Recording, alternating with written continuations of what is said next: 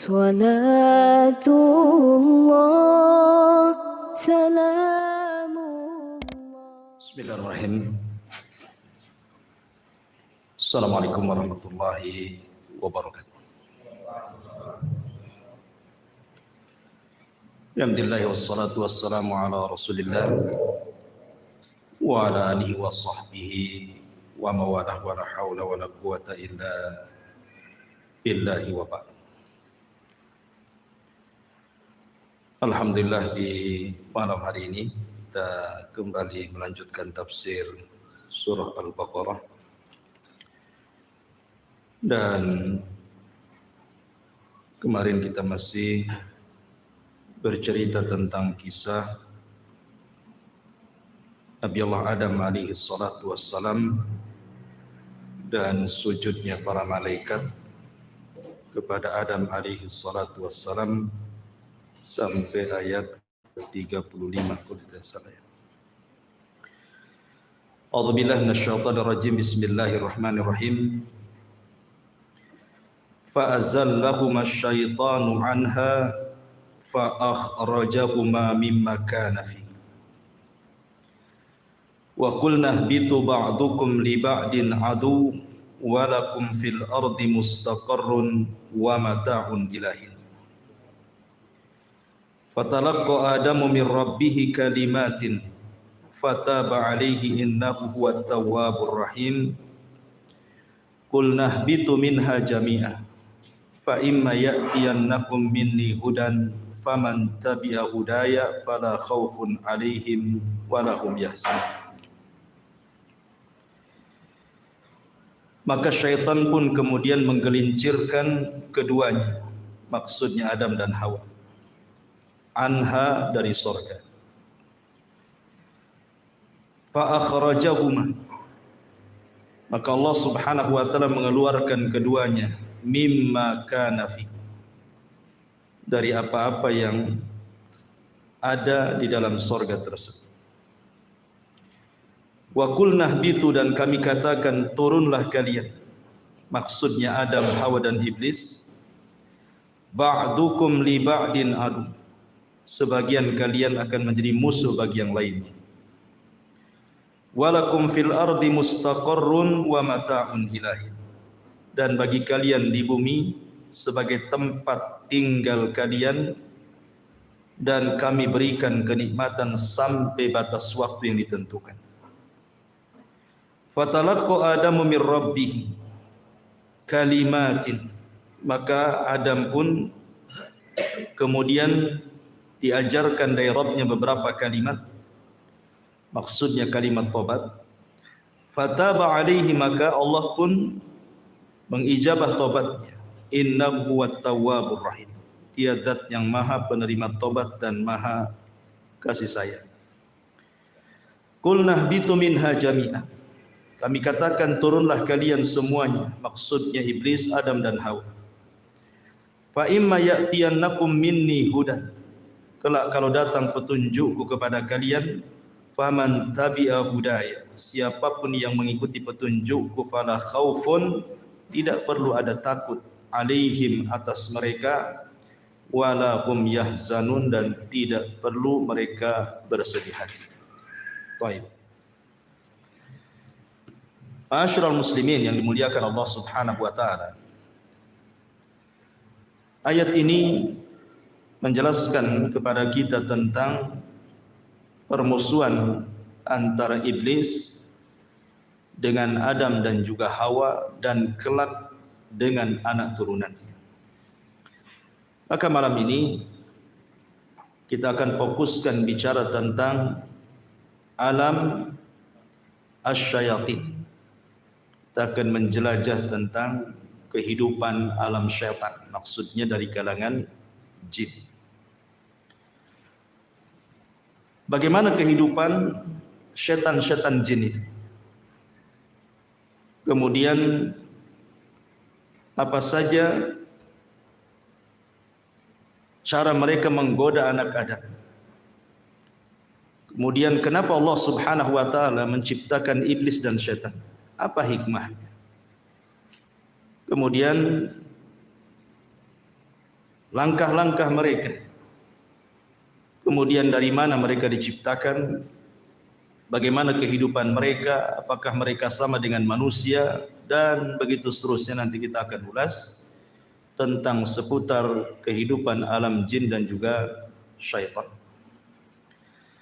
Ma'asyiral muslimin yang dimuliakan Allah Subhanahu wa taala, pertama kita harus meyakini tentang wujudul jin.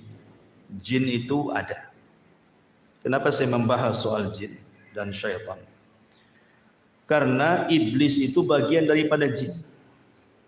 Dan itu pendapat yang kuat berdasarkan firman Allah Subhanahu wa taala, kana minal jinni fa fasaqa an amri rabbi.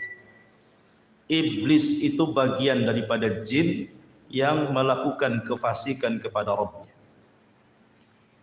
Berarti iblis itu bagian daripada jin. Makanya kita akan ulas kehidupan jin. Tentang keberadaan jin, Syekhul Islam Ibn Taimiyah rahimahullahu taala mengatakan, lam yukhalif ahadun min tawaifil muslimin fi wujudil jin wala fi anna Allah arsala Muhammadan sallallahu alaihi wasallam ilaihi wa hadha li anna wujudal jinni tawatarat bihi akhbarul anbiya tawaturan ma'luman bil ittirari wa ma'lumun bil ittirar annahum ahya'un uqala fa'iluna bil iradah bal ma'murun manhiyun. Syekhul Islam Ibn Taimiyah rahimahullahu taala mengatakan, tidak ada satupun kelompok dari kalangan kaum muslimin yang menyelisihi tentang keberadaan adanya jin. Dan juga tidak ada yang menyelisihi bahwa Allah Subhanahu wa taala mengutus Nabi sallallahu alaihi wasallam juga untuk mereka. Jadi nabinya jin juga adalah nabinya manusia. Kemudian beliau mengatakan wa hadza, dan karena inilah sesungguhnya keberadaan jin itu sesuatu yang sifatnya mutawatir. Sudah tersebar, yang dihabarkan para nabi sebelumnya, bukan hanya Nabi sallallahu alaihi wasallam. Para nabi sebelumnya juga menghabarkan tentang keberadaan adanya jin. Dan mereka adalah makhluk yang hidup, berakal, mereka melakukan sesuatu karena kehendak, dan mereka diperintah dan juga dilarang. Dari sini menunjukkan bahwa jin itu ada, walaupun tidak bisa kita rasakan keberadaannya. Maksudnya tidak bisa kita lihat, tapi kita bisa rasakan keberadaan mereka. Itu kita bisa rasakan sebagaimana kita bisa merasakan keberadaan para malaikat. Maka jin juga sama, kita bisa merasakan keberadaan mereka. Dari mana kita tahunya? Ketika kita kemudian tergerak untuk melakukan perbuatan jahat, perbuatan maksiat, maka itu tandanya bahwa siapa yang menyuruh perkara-perkara itu was-was daripada syaitan dari kalangan jin. Sama ketika kita tergerak untuk mengaji ke sini, untuk ibadah, untuk taat, itu karena dorongan para malaikat. Artinya bahwa bukan sesuatu yang kita tidak bisa melihat, bendanya tidak ada. Contoh saja kipas ini, kita bisa rasakan anginnya. Tapi apakah antum bisa mensifati anginnya berbentuk apa? Kan tidak bisa. Tapi kan kita bisa rasakan. Dan Allah Subhanahu wa taala berfirman di dalam Al-Qur'anul Karim, tepat dalam surah Al-A'raf 27, innahu yarakum huwa wa qabiluhu min haitsu la tarawna. Sesungguhnya mereka, maksudnya kalangan jin itu, mampu melihat kalian, dia maksudnya iblis dan seluruh kabilah-kabilah jin, dari tempat yang kalian tidak mampu melihat mereka. Makanya jin kenapa disebut jin? Lijtinanihim au istitarihim. Maksudnya kenapa disebut jin itu? Karena tertutup. Makanya bayi dalam perut itu disebut janin. Diambil dari kata jin karena tidak tampak kan gitu. Karena jin itu tidak tampak. Ma'asyiral muslimin yang dimuliakan Allah Subhanahu wa taala. Akan tetapi Walaupun sebagian ataupun seluruh manusia tidak sanggup melihat jin, tapi ada sebagian hewan mereka melihat jin. Kita manusia memang tidak ditakdirkan mampu melihat mereka dan mereka melihat kita, tapi ada sebagian hewan itu mampu melihat jin. Seperti dalam hadis Nabi SAW. Nabi SAW bersabda dalam hadis Jabir yang dikeluarkan oleh Abi Dawud dalam sunannya, "Idza sami'tum nibahal kilab wa nahiqal hamir bil lail fata'awwadhu billahi minasyaitani fa innakunna yarawna ma la taraw." Kata Nabi SAW, apabila kalian mendengar gonggongan anjing ataupun suara keledai di malam hari, maka berlindunglah kalian kepada Allah dari syaitan. Karena sesungguhnya dua hewan itu sedang melihat sesuatu yang kalian tidak bisa lihat. Hadis ini, kata para ulama, bahwa mereka adalah melihat syaitan. Karena kita disuruh berlindung dari syaitan. Karena mereka melihat syaitan. Maksudnya anjing dan keledai itu. Ya. Artinya ada sebagian hewan itu yang ditakdirkan oleh Allah Subhanahu wa taala melihat mereka. Tapi kita selamanya tidak akan melihat mereka. Tapi sebagian para ulama mengatakan sebagai keadilan Allah. Ketika di dunia kita tidak bisa melihat mereka, maka di akhirat kita bisa melihat mereka, mereka pula tak bisa melihat kita. Dibalik gitu ya. Kalau di dunia kan kita tidak bisa melihat mereka, tapi di akhirat kita bisa melihat mereka. Itu ada sebagian ulama mengatakan seperti itu. Taib ma'asyiral muslimin yang dimuliakan Allah Azza wa Jalla. Pertanyaannya, kenapa Allah Subhanahu wa taala menciptakan jin? Maksudnya jin-jin yang jahat itu. Ya, ala ra'sihim iblis, tentu ketua gengnya adalah iblis. Kenapa Allah Subhanahu wa taala sampai menciptakan iblis? Buat apa? Ya. Maka kita katakan bahwa Allah Subhanahu wa taala adalah Maha Hakim, Maha Bijaksana. Artinya seluruh perbuatannya didasari karena sebuah hikmah. Jadi Allah Subhanahu wa taala ketika menciptakan sesuatu itu tidak ada yang sia-sia. Tetapi ada hikmah di balik penciptaannya. Walaupun menurut kita, buat apa Allah menciptakan keburukan, menciptakan iblis? Buat apa? Nyesatin orang saja kan itu. Tapi sekali lagi bahwa Allah Subhanahu wa taala punya hikmah al-balighah yang jelas, yang kita tidak tahu. Tapi yang jelas bahwa syaitan diciptakan oleh Allah Subhanahu wa taala, iblis dan keturunannya atau kabilah-kabilahnya jin-jin yang jahat itu diciptakan oleh Allah Subhanahu wa taala memang ditakdirkan untuk menyesatkan umat manusia. Di antaranya adalah, tapi antum perlu tahu bahwa ketika iblis itu maksiat kepada Allah Subhanahu wa taala, bukan berarti Allah Subhanahu wa taala menciptakan iblis itu kurang ajar. Sengaja diciptakan untuk kurang ajar kepada Allah, tidak. Kenapa demikian? Karena iblis itu punya ikhtiar sama dengan manusia. Dia punya kehendak sama dengan manusia, bisa membedakan mana hak mana batil. Tetapi dia malah memilih kesesatan dan meninggalkan petunjuk. Dari mana kita tahu?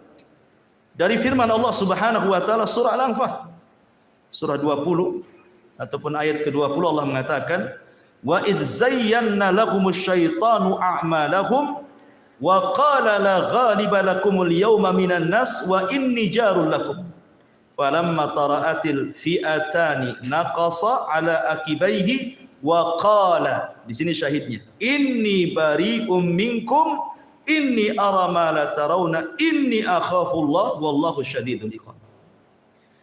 Dan ketika syaitan menghiasi kepada mereka orang-orang kafir jahiliyah itu tentang amal-amal mereka, maksudnya syaitan itu mengkompori, menjadi provokator supaya orang-orang kafir Quraisy itu berperang melawan Nabi. Kemudian syaitan menjanjikan, la ghaliba lakumul yaum, kalian tidak mungkin kalah dalam peperangan ini, kalian pasti menang. Ya. Wa inni jarul lakum, tenang, aku tolong kalian. Karena ketika itu iblis menjelma seseorang yang sudah tua, Syekhun Najd, ikut dalam rapat itu. Ya. Kemudian dia memberikan janji kepada orang-orang kafir Quraisy akan menolong dengan membawa pasukan kan gitu. Ketika betul-betul dua pasukan itu sudah berjumpa, pasukan orang-orang Quraisy dan juga pasukan Nabi dan para sahabatnya, nampak akan kalah tuh orang-orang Quraisy. Ketika nampak akan kalah, apa yang terjadi? Kabur iblis. Kemudian mengatakan, inni bari'um minkum, aku berlepas diri dari kalian. Inni ara ma la taran, aku tahu apa yang kalian tidak tahu. Inni akhafullah, aku takut kepada Allah. Iblis saja takut kepada Allah kan gitu. Kenapa demikian? Wallahu syadidul iqab, karena dia tahu Allah itu kalau mengadab pasti dengan adab yang keras. Iblis tahu. Artinya tersesatnya iblis itu bukan karena Allah menciptakan iblis untuk sesat, tidak. Sesatnya iblis itu karena kehendak dia. Sama dengan manusia kan. Manusia sesat itu karena kehendaknya. Karena Allah Subhanahu wa taala sudah membuat dua jalan kan. Wa hadainahun najdain. Kami jadikan dua jalan, ini jalan ke surga, ini jalan ke neraka. Iblis pula milih jalan ke neraka. Berarti bukan karena kehendak Allah. Bukan Allah sengaja menciptakan iblis untuk sesat gitu ya. Jadi kesesatan iblis itu karena ikhtiar dia. Ya. Ma'asyiral muslimin yang dimuliakan Allah Subhanahu wa taala. Dan di antara hikmahnya yang disebutkan para ulama. Kenapa Allah Subhanahu wa taala menciptakan iblis, jin, syaitan dan yang semacamnya? Pertama, idharu qudratillahi azza wa jalla. Allah ingin menampakkan kuasanya. Allah ingin menampakkan kekuasaannya kepada makhluknya. Di mana Allah Subhanahu wa taala sanggup menciptakan malaikat dari cahaya. Allah sanggup menciptakan Adam dari tanah, dan Allah pun sanggup menciptakan jin, syaitan dari api. Artinya ini kekuasaan Allah. Allah hendak menampakkan kekuasaannya bahwa Allah bisa menciptakan sekehendaknya yang tidak bisa dilakukan siapapun. Kemudian yang kedua, al-fitnatu lil bashar. Di antara hikmahnya adalah memang Allah ciptakan jin dan atas kehendaknya kemudian dia tersesat, Allah sengaja untuk menjadikan fitnah bagi manusia. Karena dengan adanya syaitan dan dia menjadi fitnah bagi manusia, maka disinilah nampak Allah Subhanahu wa taala hendak menguji mereka. Apakah manusia itu jujur? Apakah mereka tidak jujur dalam keimanan? Maka harus diuji kan. Kalau tidak ada mengujinya, tidak ada syaitan, tidak ada iblis, maka tidak ada pembeda antara yang baik dengan yang buruk artinya. Dan buat apa juga Allah menciptakan neraka dan surga kalau begitu? Sehingga memang tujuannya adalah untuk memfitnah manusia. Dan itu bisa kita lihat di dalam surah An-Nisa ayat 116 dan 117. Di mana Allah mengatakan, mengambil ucapan iblis, apa kata iblis? La takhidanna min ibadika nasiban mafruḍa wa la udhillannahum wa la umanniyannahum wa la amurannahum fala yubattikunna adhanal an'am wa la amurannahum fala yughayyiranna khalqallah wa man yattakhidhish syaitana waliyan min dunillah faqad khasira khusranan mubina. Dan syaitan mengatakan, aku pasti mengambil bagian tertentu dari hamba-hambamu ya Rabb, dan pasti aku akan sesatkan mereka, dan akan kubangkitkan angan-angan kosong mereka, dan akan kusuruh mereka memotong telinga-telinga binatang ternak, lalu mereka benar-benar memotongnya, dan aku akan suruh mereka mengubah ciptaan Allah, lalu mereka pun benar-benar mengubahnya. Barang siapa yang menjadikan setan sebagai pelindung selain Allah, maka sungguh dia telah menderita kerugian yang nyata. Dia di antara hikmahnya Allah Subhanahu wa taala menciptakan syaitan, iblis atau jin yang jahat itu untuk membuat fitnah. Ya. Apa saja bentuk fitnahnya nanti akan sebutkan. Kemudian yang ketiga, tahqiqus sifatil ilahiyah, untuk mewujudkan sifat ketuhanan, di mana di antara nama dan sifat Allah Subhanahu wa taala adalah Al-Ghafur. Allah itu zat yang maha pengampun. Karena di antara sifat Allah Subhanahu wa taala adalah Al-Ghafur. Tentu sifat ini bukan hanya sekedar melekat kepada Allah saja, tapi juga harus ada kenyataannya. Ya. Harus ada yang berbuat salah kemudian bertobat. Maka terjadilah sifat Allah atau nama Allah Al-Ghafur, mengampuni.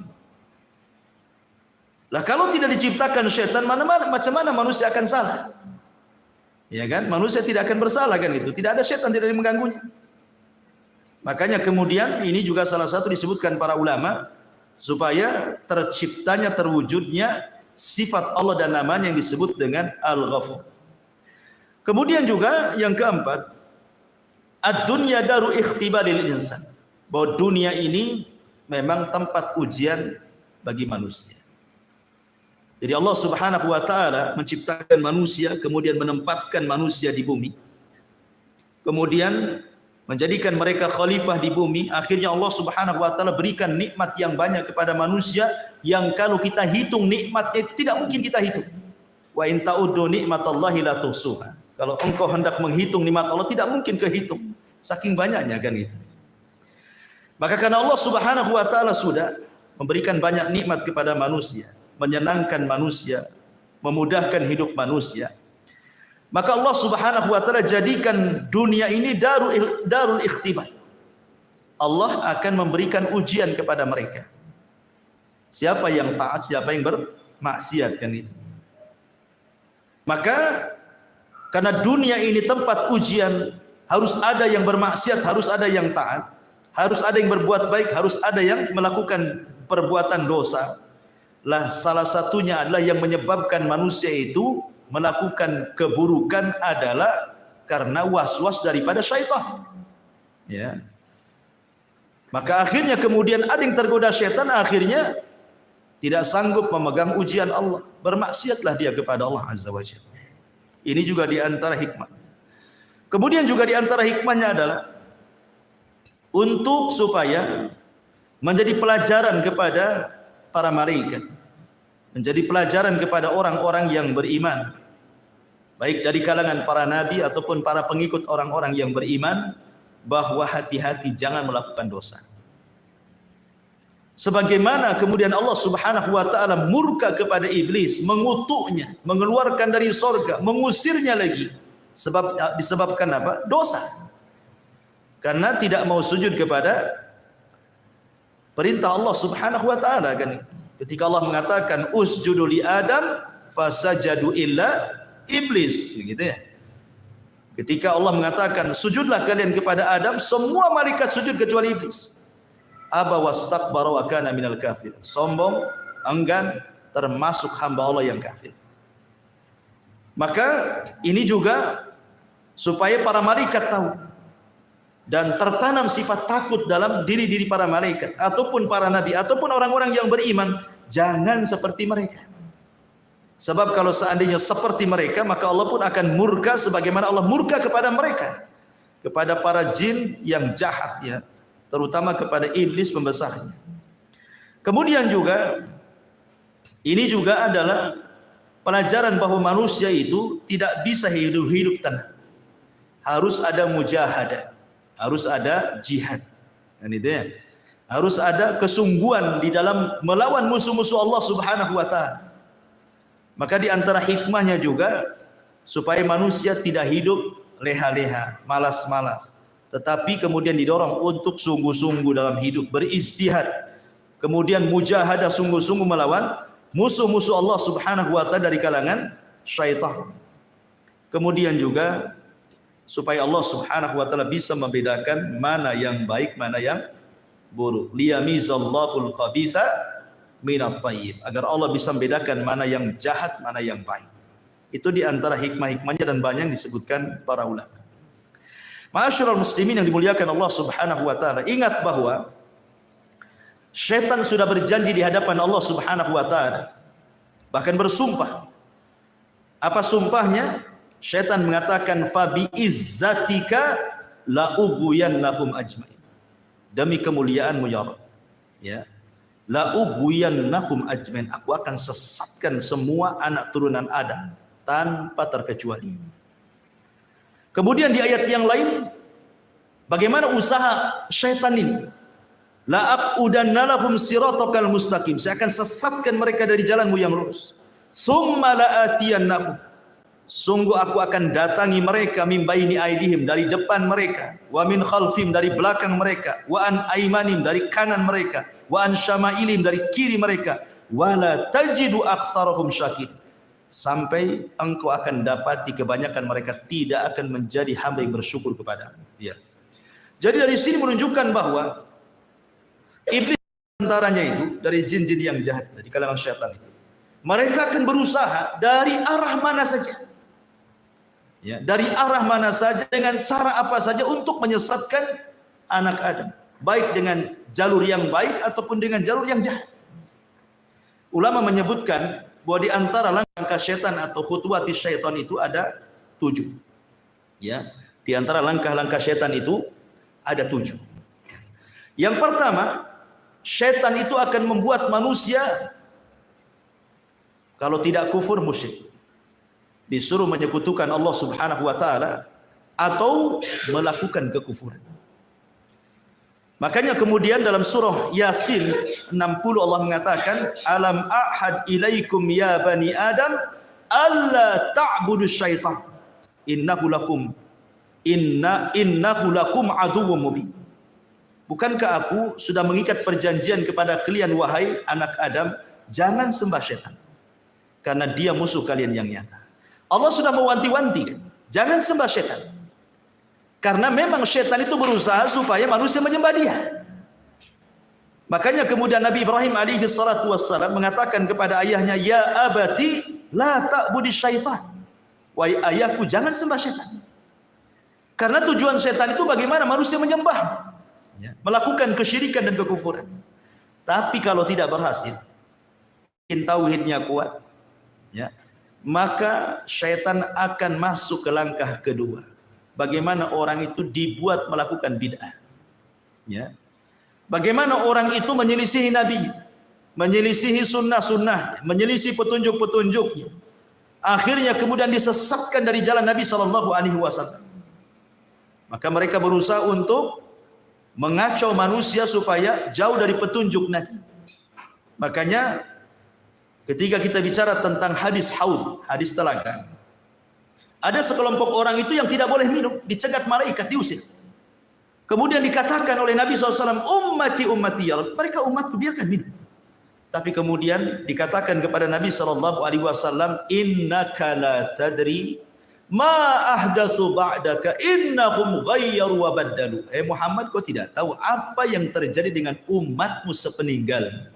Mereka merubah-rubah syariat. Mereka jauh dari petunjuk, mereka tersesat, ya, dan itu adalah langkah syaitan. Kalau tidak bisa antum melakukan itu, karena mungkin antum kuat tamasuk dengan sunnah, memegang sunnah Nabi SAW, turun ke tingkatan ketiga. Antum dibuat melakukan dosa besar. Antum dibuat melakukan dosa besar. Allah Subhanahu wa taala mengatakan dalam surah Al-Baqarah ayat 268, asy-syaitan ya'idukumul faqra wa ya'murukum bil fahsya. Syaitan akan membisikkan di telinga kalian, jangan sedekah, jangan zakat, jangan infak, nanti kau fakir. Ya. Wa ya'murukum bil fahsya. Kemudian syaitan memerintahkan untuk melakukan kekejian, zina, homoseksual, lesbi, mencuri, minum khamar, macam-macam. Ya. Maka kalau tidak bisa nih, maka mungkin orang ini kuat ibadahnya, kuat takutnya kepada Allah Subhanahu wa taala, maka turun ke tingkatan keempat. Syaitan akan mengarahkan antum untuk melakukan as-saghair, dosa-dosa kecil. Mungkin dosa besar tidak, ya. Anda tidak melakukan zina, tapi Anda melihat aurat perempuan, ya kan? Seperti itu, dibuatnya kemudian orang itu melakukan dosa kecil. Kemudian kalau tidak bisa juga, karena memang Anda ini kokoh akidahnya, kokoh sunnahnya, kokoh ibadahnya, maka setan akan beralih ke nomor 5, lebih rendah lagi. Apa itu? Disibukkan dengan perkara-perkara mubah. Perkara-perkara mubah. Ya, nonton bola itu mubah. Tidak ada hukum. Tetapi ketika melalaikan sampai nobar antum, sampai jam berapa nobar? Sampai jam 4. Jam 4 ngantuk pula antum. Akhirnya lewatlah subuh. Dimudahkan seperti itu. Perkara-perkara mubah itu disibukkan dengan perkara-perkara mubah untuk apa? Untuk dilalaikan dari zikir, dari ketaatan, dari ibadah. Akhirnya dengan menyibukkan perkara yang mubah, dampaknya adalah lupa kepada ibadah. Ini yang nomor 5. Oh, tidak bisa juga rupanya. Yang nomor 5 ini tak bisa juga nih. Turun lagi itu ke yang ke-6. Apa yang ke-6? Antum disibukkan dengan perkara-perkara yang tidak afdol dan meninggalkan yang afdol. Disibukkan dengan perkara sunnah, tapi melalaikan yang wajib. Antum sibuk sholat malam, bagus sholat malam, bagus sholat malam. Ya. Tapi subuhnya antum nguap-nguap, wah. Sholat malamnya khusyuk antum. Masya Allah, Al-Baqarah antum baca. Ya. Khusyuk sholat malamnya, subuhnya pula kelihap-kelihap nggak jelas. Itu namanya mengambil sesuatu yang mafdul, meninggalkan yang afdol namanya. Yang tidak afdol, yang sunnah antum kerjakan dengan khusyuk, dengan luar biasa, yang jelas-jelas wajib pula akhirnya antum lalaikan. Ya. Oh, ini tak bisa juga nih. Yang terakhir nih setan. Kalau sudah tidak bisa ini semuanya, maka setan tidak bekerja sendiri. Setan akan bekerja sama dengan manusia. Ini kan kerjaan setan sendiri. Dia sudah nggak sanggup nih sendirian nih. Ini harus dilawan rame-rame nih. Kerjasamalah setan dengan manusia.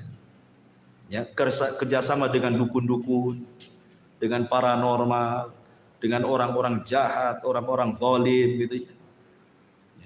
Supaya menyakiti orang dengan lisannya, memukul orang, menyihir orang dan begitu seterusnya. Ya. Itu sudah puncaknya. Ya. Inilah yang disebut dengan khutuwati syaitan.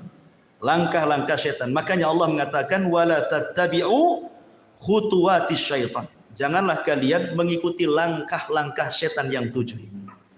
Kenapa? Innahu lakum aduwwum mubin. Karena dia adalah musuhmu yang nyata. Karena syaitan ini cerdas, ikhwan. Terkadang dia masuk ke makanan. Ya kan? Masuk ke makanan dia supaya manusia perkara-perkara ibadah susah dimasukkan. Masuk soal makanan. Kita tahu bahwa makanan itulah yang menumbuhkan daging manusia. Yang mempengaruhi manusia itu makanan dan minuman. Maka setan berusaha bagaimana kemudian orang ini memasukkan makanan yang haram, minuman yang haram, entah zatnya haram atau cara mengambilnya dengan cara haram, supaya kalau nanti dia berdoa tidak mustajab lagi doanya. Sebagaimana hadis Nabi SAW ketika menyebutkan dzakara ar-rajul yutilus safar asy'atha aghbar yamuddu yadayhi faqala ya rabbi, kata Rasulullah, mat'amu haramun wa mashrabu haramun wa malbasu haramun wa ghadiya bil haram, kaifa yustajabul, kata Rasul. Ada orang yang berdoa tinggi-tinggi, memelas, ya Rabb, ya Rabb. Dia sudah miskin, dia musafir, dia mengangkat kedua tangannya. Itu 4 perkara yang jelas-jelas mustajab doa. Mustajab doa itu 1, musafir. Musafir itu mustajab doanya. Ya, makanya kalau ada musafir datang ke rumah antum, tamu dari jauh gitu ya, minta doanya, mustajab tuh doanya. Ya. Kemudian yang kedua, fakir, miskin. Orang miskin itu mustajab doanya, karena kalau berdoa ikhlas orang miskin itu. Kemudian mengangkat kedua tangan. Rasul mengatakan innallaha hayyun karim yastahyi idza rafa'a yadayhi yastahyi li'abdin idza rafa'a yadayhi an yaruddahu masifra. Allah itu zat yang maha malu tapi maha pemurah.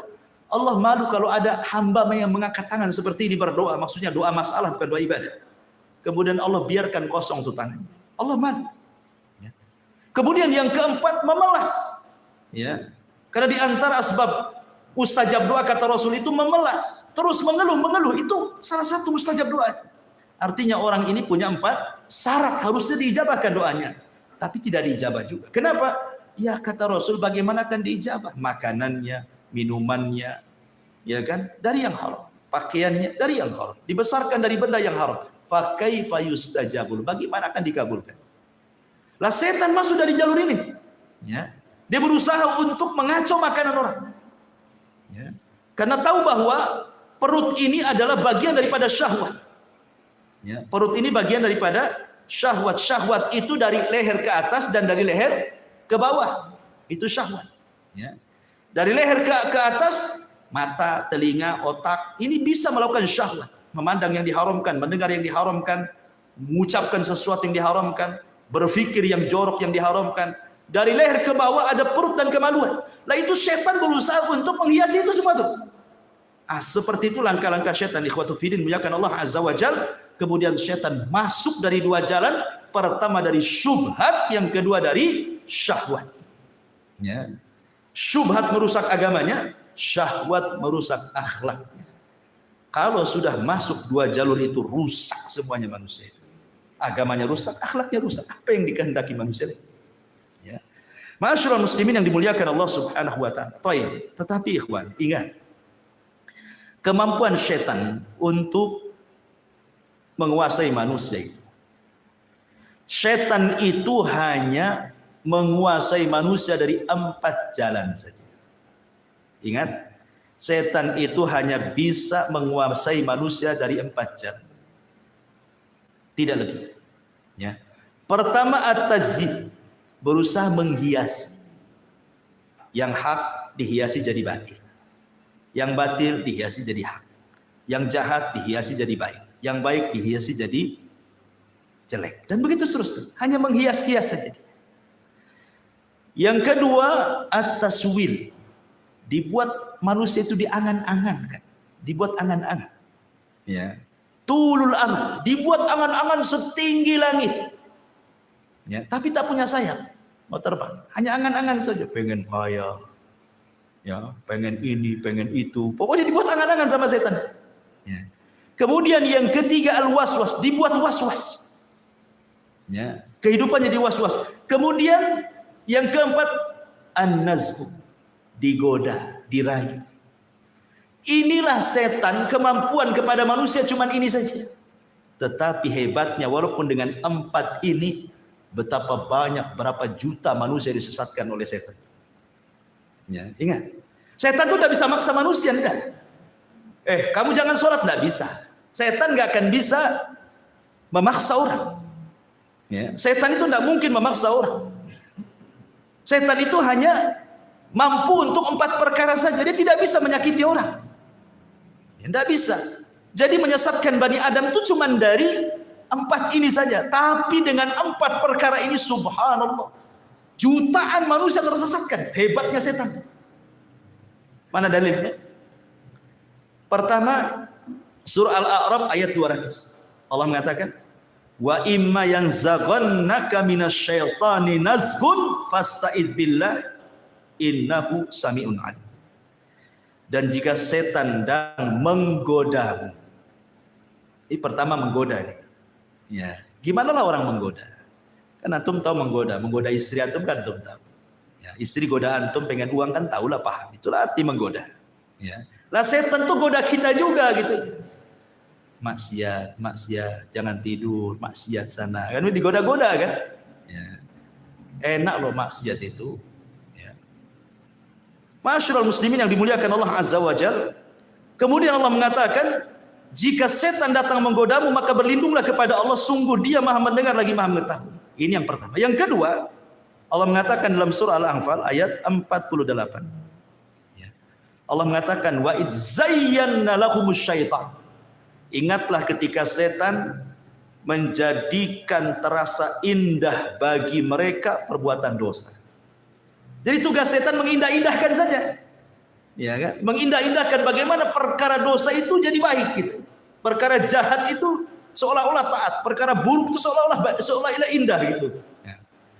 Ini yang kedua. Yang ketiga disebutkan dalam surah An-Nas ayat 5. Antum hafal semua, alladzi waswisu fi sudurin nas. Dialah yang memberikan was-was, dorongan-dorongan, bisikan-bisikan, ya. Kemudian yang terakhir dalam surah Muhammad ayat 25. Allah mengatakan, innal ladzina irtaddu ala adbarihim min ba'di ma tabayyana lahumul huda asyaitanu sawwala lahum wa amla lahum. Apa katanya? Sesungguhnya orang-orang yang berbalik kepada kekafiran setelah petunjuk itu jelas bagi mereka, setanlah yang telah merayu mereka dan memanjangkan angan-angan mereka. Ya, jadi setan itu saya ulangi dari 4 cara tuh menyesatkan orang itu. Pertama menghiasi, yang kedua membuat angan-angan, yang ketiga membuat was-was, yang ketiga menggoda-goda. Tapi dengan 4 cara ini betapa banyak kemudian kemaksiatan yang terjadi. Pembunuhan, perzinahan, minum khamr, ya kan, kejahatan, penghinaan, cacian, makian, merendahkan, ghibah, namimah, macam-macam dosa keluar tuh. Ya kan? Lihat ketika Qabil membunuh Habil. Siapa yang ngasih waswas Qabil? Syaitan. Bil, tengoklah tuh cewek yang akan kau nikahi. Tengok pula kembaranmu cantik, mana akan begitu? Tengoknya kembarannya lebih cantik. Tengok kembaran Habil kok tak cantik. Tak mau saya. Kan gitu ya. Dia digoda. Coba bayangkan. Akhirnya berakhir apa? Dibunuh pula si Habil. Hanya gara-gara godaan bisa bunuh orang. Hanya gara-gara godaan bisa bunuh orang. Ingat kisah Abid Bani Israel yang dititipi seorang wanita. Ya, awalnya baik-baik saja, tapi naruh makanan di depan pintu, setan datang. Kok ini ulama Bani Israel? Tak sopan kau naruh makanan di depan pintu. Ketuklah pintunya, ucapkan salam. Nanti mati kau tak tahu katanya. Akhirnya ngetuk pintu. Selama itu dia tidak pernah mendengar suara perempuan juga. Ketika assalamualaikum, dia waalaikumsalam, setan masuk. Oh, indah juga itu suaranya. Baru suaranya. Kadang-kadang suara itu menipu. Dulu belum ada televisi, masih pakai radio. Antum dengar suara perempuan siaran di radio itu, kayaknya indah suara, cantik, padahal orang hitam. Ya, jelek kan? Kadang-kadang orang kan terpengaruh dengan suara kan? Iya kan? Mulailah dia. Setan datang lagi. Tak sopan lah. Hanya naruh ngetuk pintu. Tanyalah kebutuhannya. Mungkin dia butuh apa-apa. Boleh tanya. Ya. Akhirnya ditanya. Bagaimana kondisimu? Baik. Apa butuhmu? Ini. Lama-lama kata setan. Tak bagus juga. Dia sudah lama ditinggalkan saudaranya. Dia pun perlu ngobrol. Boring. Stres katanya. Akhirnya ngobrol. Zina. Hamil. Setelah hamil apa? Setan ngomong. Nanti kalau saudaranya datang dari jihad. Tahu kau yang menghamilinya. Kau akan dibunuh. Kalau kau ingin selamat, bunuh bayinya. Hilangkan barang buktinya. Mulai membunuh. Ya. Sudah dibunuh bayinya, datang pula setan. Apa wanita itu tidak akan cerita sama saudaranya? Pasti cerita juga tuh. Sebaiknya kau bunuh juga daripada kau dibunuh. Dibunuh semuanya. Habis sebenarnya. Sampai di sini tidak juga. Akhirnya saudaranya datang dari jihad. Nanya adik. Kata setan, berdusta saja. Ya. Bilang saja pergi, entah kemana. Dibilangnya tidak ada pergi. Ya percaya saja yang ngomong ustaz. Ya, yang ngomong ahli ibadah. Ibadahnya orang yang paling khusyuk di Bani Israel. Ya percaya saja lah. Rupanya saudaranya pulang. Setan masuk ke saudaranya dalam mimpi. Dikasih tahu bahwa yang membunuh adalah si pendeta itu. Oh, marah saudaranya. Berangkat dia. Sebelum datang setan pula datang ke pendetanya. Itu saudaranya sudah datang bawa pedang tuh. Membunuh kamu. Kau ingin selamat? Gampang. Sujud sama aku katanya. Sujud dia. Datang saudara ditebas kepalanya. Lagi sujud sama setan mati dia. Subhanallah. Tuh, bayangkan kan? Khutuwatus syaitan. Ya. Macam-macam dosa dilakukan dia. Sampai ke tingkat kufur menyembah setan. Begitulah setan menggoda anak Adam, ma'asyiral muslimin yang dimuliakan Allah Azza wa Jalla. Dari sini kita harus mengenal, setelah kita tahu langkah-langkahnya, maka kita harus tahu juga waktu-waktu setan. Kemudian tempat-tempat setan. Harus mengenal bagaimana setan bermuamalah dengan manusia. Kita harus kenal supaya kita bisa menjauhinya. Adapun waktu-waktu setan pernah saya jelaskan bahwa Waktu setan itu ada 3. Pertama, mendekati waktu maghrib.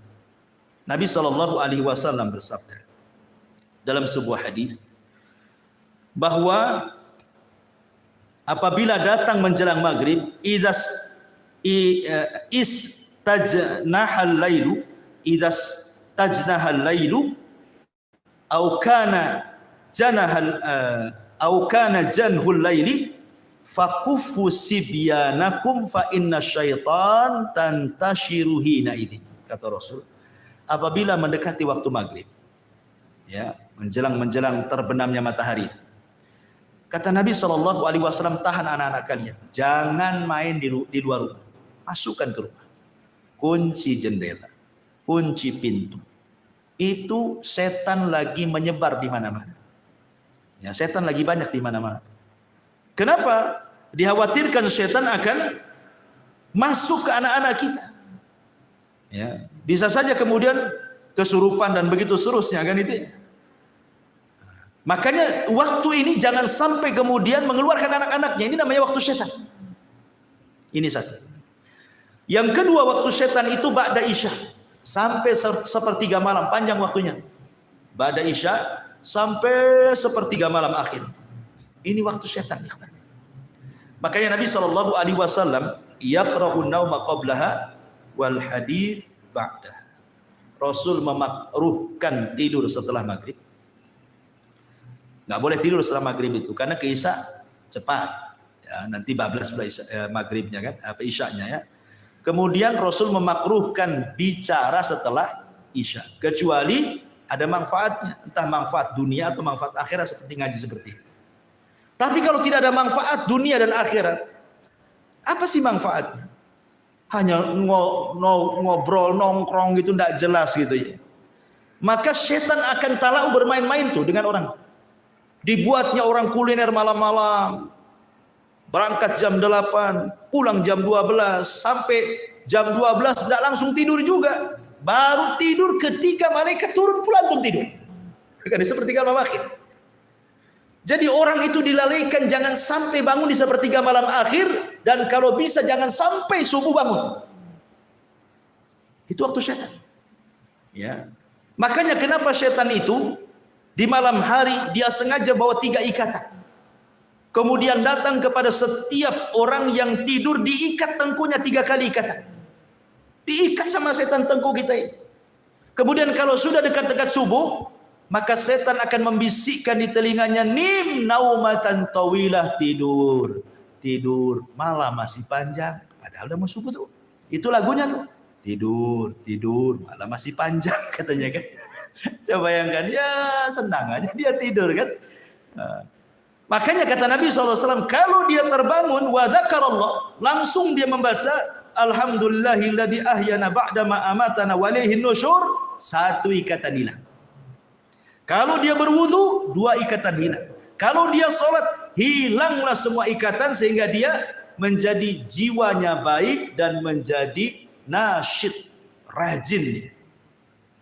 Rajin. Ya. Rajin itu artinya tidak jadi pemalas. Ya. Ini yang kedua. Yang ketiga, waktu setan itu menjelang zuhur, kubalai zuhur, ya sekitar jam 11, setengah 11 sampai jam 12 lah gitu ya. Itu namanya waktu setan. Dari situlah Nabi SAW mengatakan apa? Kilu fa inna syaitana la yakin. Tidurlah siang karena setan tidak pernah tidur siang. Ya bukan tidur betulan, tidur ya mungkin 10 menit jadilah, walaupun ya sleep chicken. Tidur biasa saja walaupun tak nyenyak gitu. Bahkan menurut penelitian Profesor Amerika itu, orang yang membiasakan tidur siang menjelang zuhur itu ya antara jam 11 gitu ya, tidur 10 menit jadilah, walaupun tidak tidur beneran rebahan-rebahan itu, maka akan dijauhkan dari stroke dan akan diperbaiki jantungnya, kata mereka ya. Walaupun nggak diteliti orang, kita yakin bahwa setiap perintah itu ada hikmah. Sami'na wa ata'na, selesai. Ya, artinya sekali-kali gitu. Kita melakukan sunnah ini. Ini disebut dengan waktu-waktu setan. Ya. Ada juga waktu-waktu yang kita disuruh untuk isti'adzah. Ya. Kapan itu? Pertama waktu marah. Ini setan masuk ke badan kita. Orang marah itu setannya masuk. Waktul ghadab. Makanya kenapa kata Nabi SAW, apabila engkau marah dalam posisi berdiri, duduk. Kalau masih marah juga, baring. Kalau masih marah juga, wudu. Masih marah juga, sholat. Masih marah juga, tak tahulah, memang pemarah dia. Artinya sudah macam-macam nih kan. Jadi tahap-tahapan Nabi SAW itu sudah dikasih tahu. Ya. Kemudian yang kedua, waktu syahwat. Waktu ketika orang itu syahwatnya bangkit. Istiadah kepada Allah Subhanahu wa taala. Apalagi anak-anak muda yang belum kawin, bahaya. Maka disuruh puasa untuk meredakan syahwat. Kemudian juga qabla shalah, menjelang waktu salat. Biasanya setan datang tuh. Kemudian diberatkan kaki melangkah untuk salat. Istiadah kepada Allah Azza wa Jalla. Ya. Kemudian yang keempat, al-iqdam ala a'malis salihati. Ketika hendak melakukan sebuah kebaikan. Entah mau kerja bakti di masjid gitu ya. Entah mau sedekah, entah mau apa, pokoknya ada saja. Enggak bisa lewat dia, lewat istrinya. Bang, jangan sedekah dulu lah, Bang. Kenapa deh? Ambillah motor dulu. Kan gitu. Jadi nggak bisa lewat dia, lewat istrinya kan itu. Jadi dia setan itu berusaha, makanya waktu-waktu seperti ini istiadah termasuk indan naum, menjelang tidur. Makanya Nabi SAW meruqyah dirinya dengan membaca 3 qul, kemudian mengoles-ngoles badannya, mengusap dari atas kepala sampai kaki. Untuk apa? Supaya jangan diganggu setan. Makanya Rasul itu memberikan irsyad kepada kita berwudu. Ya kan, sebelum tidur, kemudian membaca 3 qul, 3 kali diusapkan semua badan. Ya, kemudian kalau kita ingin bertasbih, tasbih 33 kali, tahmid 33 kali, takbir 34 kali, kan gitu ya. Baca ayat kursi. Nah, maka orang yang sebelum tidur seperti ini, ikhwan, saat tidur itu malaikat akan ada di samping kiri kanan kita. Setiap kita guling ke kiri, maka malaikat sebelah kiri akan mengatakan Allahumma gfir lahu, Allahumma arham. Ya Allah ampuni orang ini, ya Allah rahmati orang. Kalau berguling lagi ke kanan, malaikat sebelah kanan ngomong gitu juga sampai dia bangun. Coba bayangkan, seandainya Allah takdirkan dia meninggal dalam posisi dia sedang didoakan malaikat, ya kan? Tapi kalau nggak berdoa ya samping kirinya setan lah. Apalagi dibuat mimpi-mimpi buruk lagi mimpinya itu, jatuh dari atas ranjang. Baik.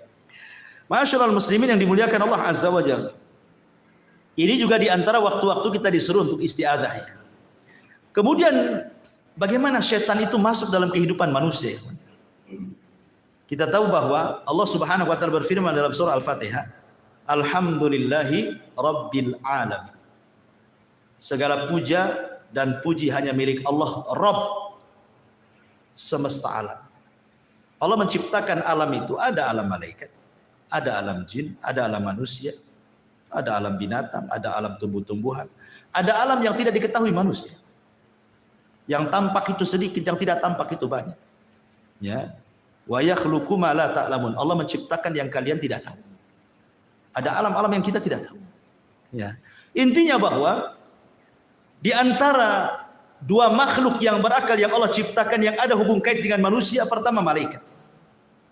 Malaikat sejak sujud kepada Adam, sejak itulah ada hubung kait antara malaikat dengan Adam dan dengan seluruh anak keturunannya.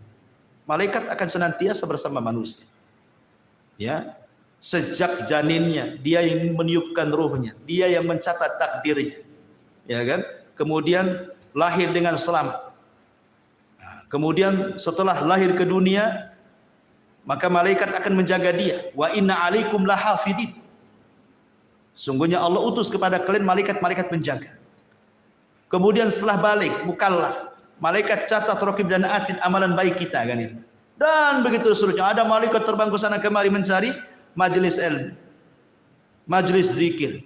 Ada malaikat tiap Jumat berdiri di pintu masjid, mencatat orang yang pertama bagikan korban unta, kedua bagikan korban sapi, ketiga bagikan korban kambing, keempat bagikan korban ayam, kelima bagikan korban telur ayam. Habis telur ayam. Tak ada. Tak mungkin tai ayam. Kan itu.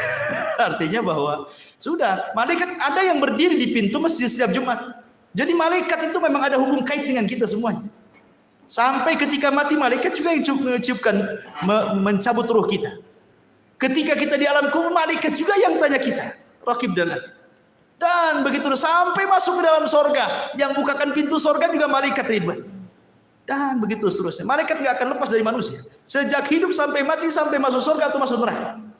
Jin juga sama. Jin akan masuk dalam kehidupan manusia. Ya, apa saja tadakhulnya setan kepada kehidupan Bani Adam itu.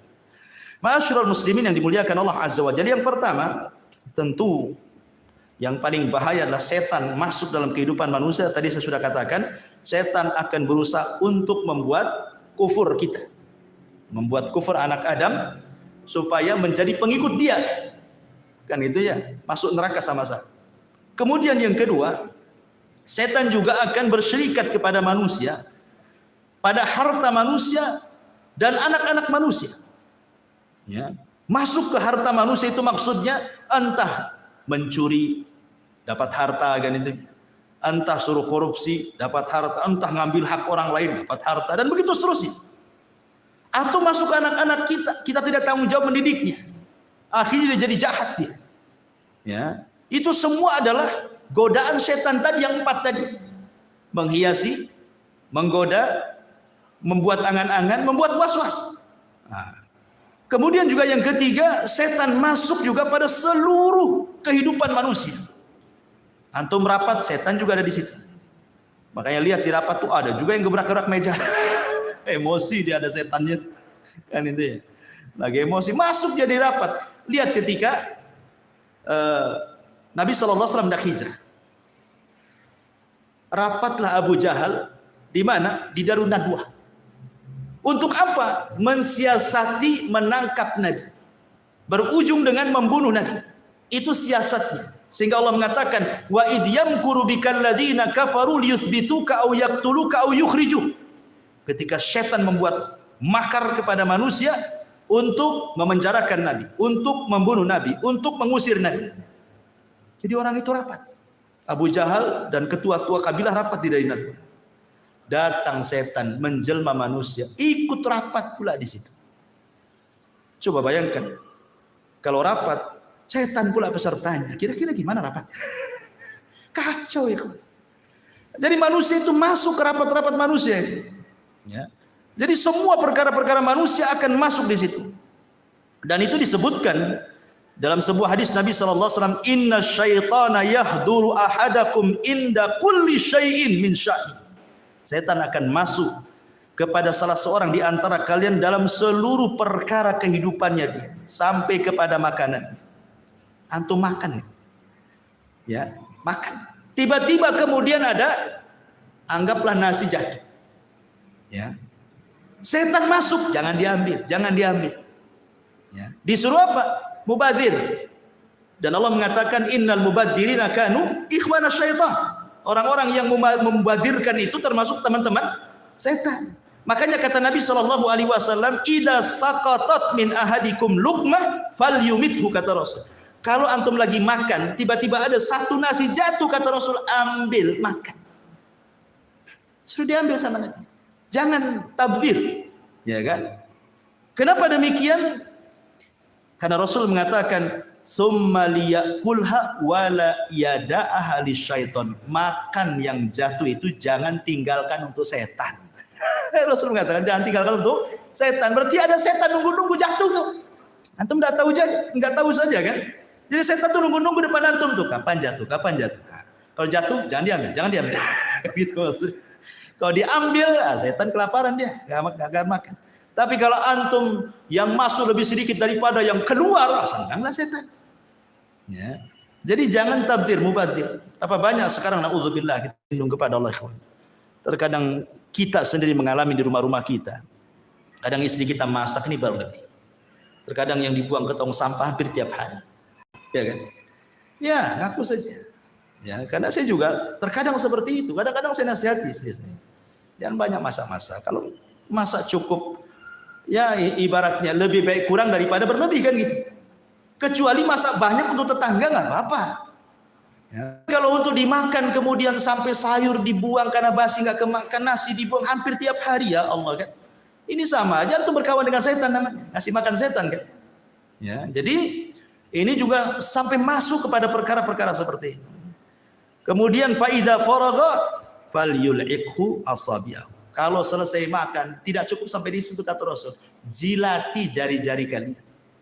Sampai Rasul nyuruh jilat-jilat. Namanya kalau habis makan kan banyak tuh makanan di tangan itu. Ini udah habis makan belum dijilat, masuk kobokan. Nah, itu kan tuh setan di kobokan. Itu ya, kawan. Ya, kenapa? Alasannya fa innahu la yadri fi ta'amihi yakunu barakah. Kata Rasul, karena kalian tidak tahu di mana berkah makanan itu. Apakah yang dimakan tadi, ataukah yang di tangan, ataukah yang jatuh. Ya. Ma'asyiral muslimin yang dimuliakan Allah Subhanahu wa taala, termasuk juga setan itu masuk pada pintu-pintu rumah Bani Adam. Jadi setiap hari setan itu jumlahnya banyak. Usia mereka lebih panjang dibandingkan usia manusia. Ya, tapi tidak ada yang kekal. Semua setan juga mati, kecuali iblis saja yang kekal. Itu pun matinya nanti setelah tiupan sangkakala kan itu. Jadi setiap hari itu di rumah kita ini, di depan rumah kita ini, di depan pintu-pintu rumah kita itu setan sudah berjajar tuh. Semua rumah kaum muslimin. Rumah saya, rumah antum, rumah siapa saja. Ya, setan itu udah nunggu di depan rumah. Apa yang dilakukan setan? Idza dakhala ar-rajulu baitahu. Kalau seseorang masuk ke rumahnya, fadzakarallaha, dia pun mengingat Allah. Inda dukhulihi, maksudnya baca basmalah ketika masuk. Kemudian ucapkan salam. Ya. Apa kata Nabi Shallallahu Alaihi Wasallam? Wa inda ta'amihi, dan juga mengingat Allah saat makan menyebut Bismillah. Jadi ketika masuk baca Bismillah, kemudian ucapkan salam, kemudian ketika makan baca Bismillah, maka setan itu yang nunggu di rumah, di depan rumah itu akan mengatakan kepada kawan-kawan di belakangnya, la mabita lakum wala asya. Pergi kita. Kayaknya kita tidak ada kamar nih di kamar ini. Di rumah ini tidak ada kamar dan tidak ada makan di rumah ini, kita pergi-pergi. Ya. Tetapi kata Nabi Shallallahu Alaihi Wasallam, wa idza dakhala falam yadhkurillaha inda dukhulihi qala syaitan adraktumul mabit, wa idza lam yadhkurillah inda ta'amihi qala adraktumul mabita wal asya. Rawahu Muslim. Tapi kalau orang itu masuk, ya, dan tidak mengingat nama Allah, main blusuk saja masuk ke rumah, tidak baca basmalah, ya tidak salam, ya, main masuk saja. Ketika antum makan baca basmalah, ketika masuk tak baca basmalah, maka setan akan mengatakan apa? Nggak apa-apa, nggak ada makan, tapi hari ini kita bisa tidur di rumah ini. Gitu. Ada hotel bintang 3 di sini, kita tidur sini. Tapi kata Rasul, kalau dua-duanya nggak baca basmalah, masuk tak baca basmalah, makan pun tak baca basmalah, apa kata setan? Adraktumul mabita wal asya. Maka setan akan berteriak ke kawan-kawannya, sini semua, kita nginep di rumah ini. Ada makan malam kita di sini katanya. Subhanallah. Ya, bagaimana setan masuk loh ke rumah kita setiap hari. Ya. Ini kemudian juga contoh yang lainnya. Ya. Setan juga berusaha untuk masuk pada hubungan suami istri. Apa kata Nabi Shallallahu Alaihi Wasallam? Lau anna ahadakum idza ata ahlaha qala faqudiya bainahuma waladun lam yadurhu syaitan. Kalau seandainya salah seorang di antara kalian mendatangi keluarga, artinya melakukan hubungan, dan sebelum Anda melakukan hubungan Anda mengatakan bismillah, ya Allah jauhkan kami dari setan dan jauhkan setan dari apa yang kau akan rizkikan kepada kami. Kemudian kita melakukan hubungan suami istri, maka setan tidak akan memadaratkan kita di sini. Artinya mafhum mukhalafahnya, kalau seandainya kita tidak baca ini, tidak ta'awud, tidak baca basmalah, berarti ya setan ikut terlibat di situlah maksudnya. Ya. Tapi bukan berarti kalau umpamanya tidak baca doa ini kemudian punya anak, berarti separuh setan separuh manusia. Nah, tidak ada, beda lah kan itu ya. Setan kan tercipta dari api, kita dari tanah. Ya, jadi sudah beda bahan penciptaannya. Ya. Boleh jadi mungkin sifat-sifatnya kan itu. Baik. Kemudian setan juga berusaha untuk yufsid 'alan nas. Berusaha untuk merusak kesehatan manusia. Kesehatan. Merusak kesehatan biar sakit orang. Ya. Ini disebutkan oleh Nabi sallallahu alaihi wasallam, "Inni la a'lamu kalimatan law qalaha la dhahaba anhu alladhi yajid." Law qala a'udzu billahi minasyaitonir rajim. Kemudian kata Nabi sallallahu alaihi wasallam, sungguhnya aku inni la a'lamu, sungguh aku mengetahui satu kalimat. Lau qalaha, kalau seseorang mengatakannya, la dhahaba anhu alladhi yajid, maka akan menghilangkan apapun yang ada dalam hatinya dari kemarahan, kedengkian dan begitu seterusnya. Lau qala a'udzu billahi minasyaitonir rajim, ketika dia mengucapkan a'udzu billahi minasyaitonir rajim. Karena kita tahu bahwa marah itu adalah salah satu yang menyebabkan penyakit kan itu. Ya, kalau orang sering marah itu tinggi darahnya. Ya, bisa stroke orang itu. Ya, makanya setan juga berusaha supaya kita dengki, hasad, marah itu supaya akhirnya kita sakit jadinya. Dimasukkan hasad kepada hati kita, hari-hari hasad sama orang. Apa enggak sakit badan kita? Mikirin orang terus kan? Ya. Jadi memang merusak kesehatan kita setan itu, berusaha seperti itu.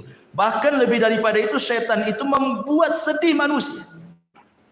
Makanya doa yang sudah saya ajarkan dulu, ketika Nabi Shallallahu Alaihi Wasallam mengajarkan doa kepada Abu Umamah ketika berada di masjid karena sebuah hutang yang melilitnya kan. Kata Rasul, Abu Umamah ngapain kok pagi-pagi? Bukan waktu sholat, kok duduk di sini sendirian lagi? Ada apa dengan kamu? Katanya. Kata Abu Umamah, humumun lazimatni wa duyun. Karena bingung aku Rasul. Banyak hutang aku Rasul. Apa kata Rasul? Gimana kalau ku ajarkan kepadamu beberapa kali? Maka akan menghilangkan kebingunganmu dan akan melunasi hutang-hutang. Maka Rasul mengatakan, Allahumma inni a'udzubika minal hammi wal hazan. Ini yang pertama diajarkan Rasul. Ya Allah, aku berlindung dari kamu dari ham, kebingungan, wal hazan, dan kesedihan. Karena bingung dan sedih ini salah satunya dibuat oleh setan. Dibuat oleh orang itu bingung sama setan. Dibuat orang itu sedih sama setan. Ya, jadi setan itu masuk dalam kebingungan. Makanya kita berlindung kepada Allah dari dua perkara ini. Ya. Kemudian juga setan berusaha untuk merusak rumah tangga orang. Makanya iblis itu punya istana di tengah lautan. Setiap hari dia utus apa? Saroyah, kata Nabi. Pasukan-pasukan khusus dia diutus untuk menggoda manusia. Yang satu menggoda jangan sholat, yang satu menggoda jangan sedekah, yang satu menggoda jangan zakat, yang satu menggoda jangan puasa, yang satu menggoda supaya marah-marah dan begitu seterusnya. Setelah satu hari mereka berusaha menggoda manusia, laporlah kepada setan Tuhan mereka. Ya iblis, ya Tuhan iblis, saya sudah menggoda dia. Dia tidak sholat. Iblis biasa-biasa saja. Ya. Kenapa kok saya sudah menggoda dia sampai dia tidak sholat, kok Anda tidak bahagia? Ya ngapain kok goda? Dari dulu pun tak sholat dia katanya. Nggak, biarkan saja kan gitu. Nah, artinya bahwa iblis nggak takjub dengan perkara-perkara itu. Ketika ada satu orang berhasil, ya Tuhan iblis, aku farraqtu baina zaujain. Aku berhasil memecahkan, membuat perang antar suami istri sampai bercerai keduanya. Langsung berdiri iblis tuh. Berdiri begini. Begini nih. Diambil pialanya, diletakkan di kepalanya, anta kata. Oh, kamu sebaik-baik orang terdekatku. Kamu sebaik-baik orang terdekatku. Dipeluknya dia. Menunjukkan apa ikhwan? Menunjukkan bahwa iblis suka kalau seandainya anak buahnya mampu menceraikan suami istri. Kenapa? Karena korbannya banyak. Kalau orang tidak sholat, dia saja korbannya. Kalau orang tidak puasa, dia aja korbannya. Kalau orang tidak sholat malam, dia aja korbannya. Kan gitu ya?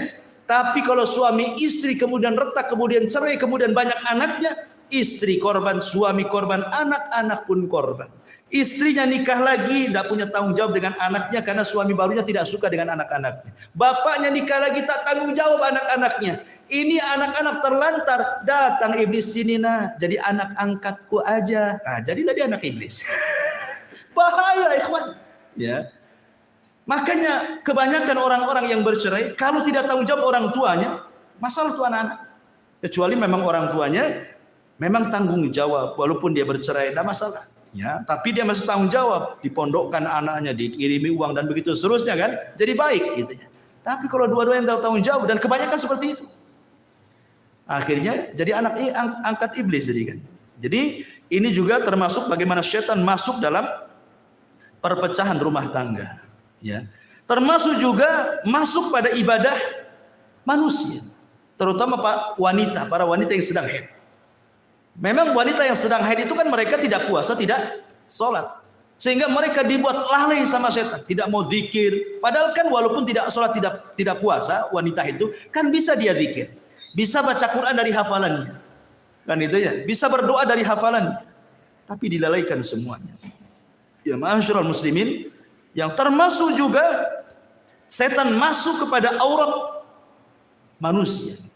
Dibuatnya telanjang manusia itu, ditampakkan auratnya, dan ini yang paling berhasil setan. Ya, tidak ada tempat di dunia ini kecuali antum memandang aurat. Di mana coba? Tempat yang tidak antum memandang aurat tidak ada. Antum baru keluar dari sini aja nih ke situ, dan apa aurat orang? Masuk pasar lebih parah lagi, masuk mall naudzubillah lagi. Kan itu. Tidak ada, itu setan berhasil di situ. Ya, enggak laki-lakinya, enggak perempuannya. Sama saja. Kemudian juga selain daripada itu, setan juga bahkan mengganggu anak kecil yang baru lahir. Dengan cara apa? Menusuk lambung sebelah kirinya. Tusuk tuh sampai nangis. Makanya setiap bayi lahir pasti nangis. Kenapa? Ditusuk setan tuh sebenarnya. Tapi tidak memudaratkan tusukannya, hanya memberitahu aku musuhmu loh. Itu aja.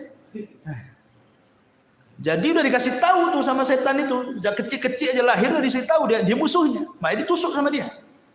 Makanya Nabi SAW mengatakan dalam riwayat Bukhari Muslim, "Ma min maulud yuladu illa wasyaiton yamussuhu hina yulad." Tidak ada satupun bayi yang dilahirkan kecuali setan pasti akan menusuknya dia. Kecuali Maryam dan anaknya Isa ibnu Maryam.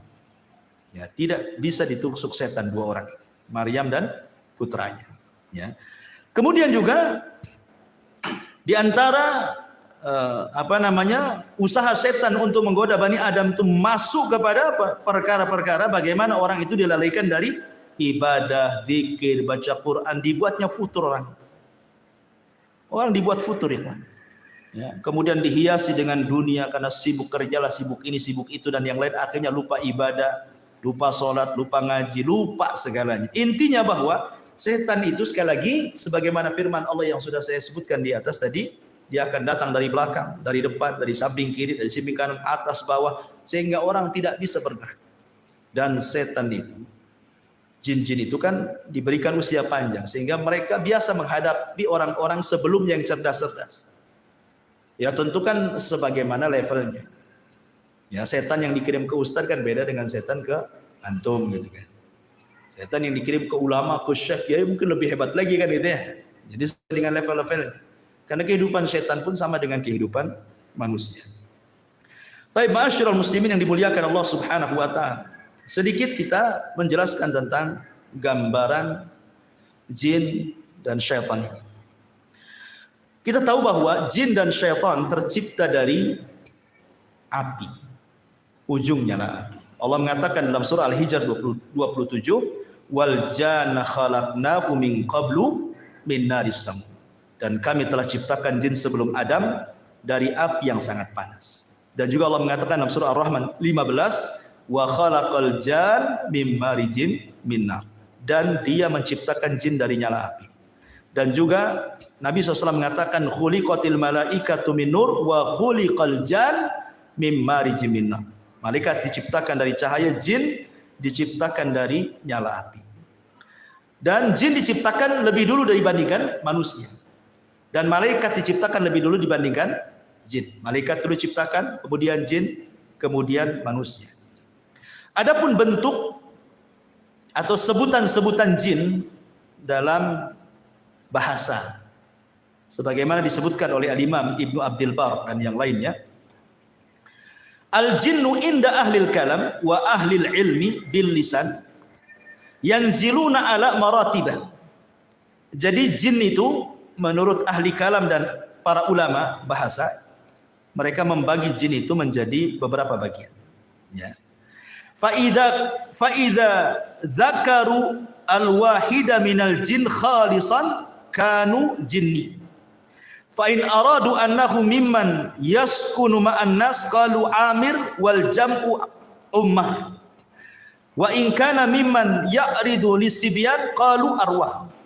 Fa in khabutha wa ta'arrama fa huwa syaitan. Fa in zada ala dzalik fa huwa marid. Fa in zada ala dzalik wa qawi amruhu qalu ifrit. Jadi jin itu kalau jin murni maka disebut jin. Memang jin murni dia. Ya. Dia tidak macam-macam. Ya, dia tidak ganggu. Ya, jin muslim lah gitu ya. Enggak ganggu dia. Ya jin-jin gitu saja. Ya. Kemudian yang kedua, kalau yang tinggal bersama manusia yang di rumah-rumah antum tuh, setiap rumah ada jin. Ya, maka disebut amir atau jamannya ammar atau ummar. Ya. Kemudian yang ketiga, jin yang mengganggu anak kecil. Itu disebut arwah. Kan ada anak kecil itu, bi, kok ada apa ya di situ? Nah, ya, anak-anak kecil kan, kadang-kadang ngomong begitu kan. Itu bukan punya indera keenam, bukan indigo, bukan orang sakti itu. Kan ada tuh orang dibilang anak saya sakti karena melihat setan, melihat jin. Bukan indigo, itu orang kena kerasukan jin gitu. Di ruqyah anak kayak gitu. Nah, itu yang ganggu-ganggu anak-anak kita itu disebut arwah. Kadang-kadang dia nunjuk ke gelap. Kok nampak itu? Kita nengok tak ada apa-apa. Anak kecil ini ngomong ada di situ. Yang lambe-lambe dia katanya. Nah, itu disebut arwah, ya kan? Kemudian yang keempat, yang jahat dan sering mengganggu itu disebut setan. Nah, kalau jin yang jahat disebut setan. Kalau yang di atasnya setan lebih jahat lagi, itu disebut marid. Sampai ada dukun Yaman yang paling sakti, dia pernah menyihir ulama. Sampai buhulnya itu berapa meter. Pakai kain, itu jarumnya berapa ribu jarum. Dikubur di kuburan. Tobat dia. Ya, dia cerita. Dukun nih, habis tobat karena dia nyesel, mengusir ulama masalahnya kan. Tobat dia. Dia menceritakan ya, tentang ditanya soal jin yang tidak mungkin beriman sama sekali. Dia mengatakan namanya marid. Itulah yang kemudian oleh Nabi SAW disebut bahwa kalau datang bulan Ramadan, maka setan-setan diikat. Siapa yang diikat? Jin marid ini yang diikat. Karena ini jin yang paling jahat. Dia tidak ada jin marid yang beriman. Jahat sekali mereka. Ya, makanya diikat jin-jin yang ini. Tapi yang lain-lainnya tetap aja dilepas, ya. Jadi tidak semua setan diikat di bulan Ramadan.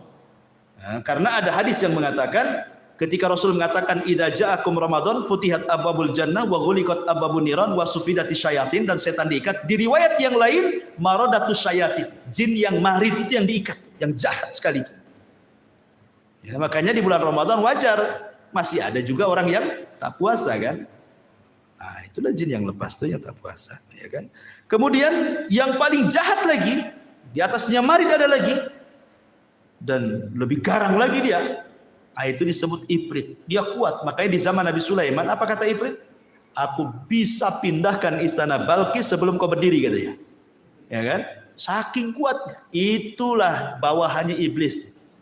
Ifrit. Dia bisa pindahkan istana Ratu Balkis sebelum Sulaiman berdiri lagi. Nah, itu istilah-istilah yang disebutkan para ulama. Kemudian juga Nabi SAW mengatakan al-jinnu salah satu asnaf. Jin itu ada 3 jenis. Ya. Sinfun lahum ajnihatun yatiruna fil hawa, wa sinfun hayyatun wa kilabun, wa sinfun yahilluna wa yat'anun. Nabi SAW mengatakan dalam riwayat Tabrani dan Al-Hakim dengan sanad yang sahih, jin itu 3 kelompok. Yang pertama jin yang bisa terbang. Jin itu bisa terbang. Makanya kenapa mereka punya maqaidu lisam'i, di atas awan mereka punya pos-pos. Mereka terbang ke awan. Ya, kemudian mereka buat pos di atas awan, nanti dari pos itulah mereka saling panjat pinang. Ya, satu jin ke jin sampai ke langit. Kemudian yang paling atas mendengarkan ucapan malaikat. Disitulah mereka mencuri dengar. Kemudian akhirnya disampaikan ke jin yang bawahnya, sampai yang di pos yang di atas awan itu. Baru setelah itu dia turun ke bawah terbang, sadi dukun. Kemudian jualanlah kalimat-kalimat Bani Piro kan itu. Ini saya punya kabar bagus. Terjadi kerjasama antara jin dan dukun. Itu pun kalimat yang hak dicampur adukan 99 kedustaan. Ya, baik. Kemudian ada jin yang berbentuk ular dan anjing. Ya, ada jin itu yang berbentuk ular dan anjing. Bahkan Syekhul Islam Ibnu Taimiyah rahimahullahu taala bahwa jin itu bisa menyerupai apa saja. Bisa menyerupai apa saja, kecuali nabi. Enggak bisa. Jin tidak bisa menyerupai nabi. Tapi selain nabi bisa. Ya. Bisa menyerupai, makanya kenapa saya pernah bertanya kepada salah satu guru saya. Waktu saya belajar di Yaman, belajar kitab Fathul Majid, Syarah Sahih kitab Tauhid. Jadi saya tanya, namanya Syekh Adnan, ya, Syekh, saya kebiasaan di kampung saya cerita, agak panjang ceritanya. Waktu saya di kampung di Jawa Barat, di Majalengka sana, ada tukang mabok. Ya. Jadi zaman dulu preman-preman itu, mereka bukan kayak sekarang merek-merek Homer itu kan macam-macam ya. Kalau dulu itu kan paling tinggi cap janggut, ya kan? Anggur cap janggut, ya, kalau dulu kan. Itu sudah mabok tuh minum itu. Jadi preman-preman desa ini buatlah lomba mabok-mabokan. Karena satu botol tidak puas, akhirnya apa? Dicampur dengan spiritus. Jadi dicampur dengan spiritus. Kurang kuat juga dicampur dengan pil BK. Untuk pil BK, untuk anjing gila. Jadi dioplos tuh. Bayangkan, anggur, kasih spiritus, kasih pil BK. Gimana? Overdosis mati. Mati kepala preman itu mati. Beberapa orang mati, preman juga mati itu gara-gara overdosis. Jadi zaman bahula kan, zaman dulu itu, preman tuh paling takut dengan hantu. Orang-orang dulu kan takut kalau cerita-cerita setan itu karena banyak tahayulnya orang-orang desa. 1 minggu nggak ada orang berani keluar gara-gara kematian itu. Karena nggak wajar matinya kan. Akhirnya banyaklah tahayul. Orang-orang desa, oh katanya aku melihat preman itu sedang duduk di jembatan katanya.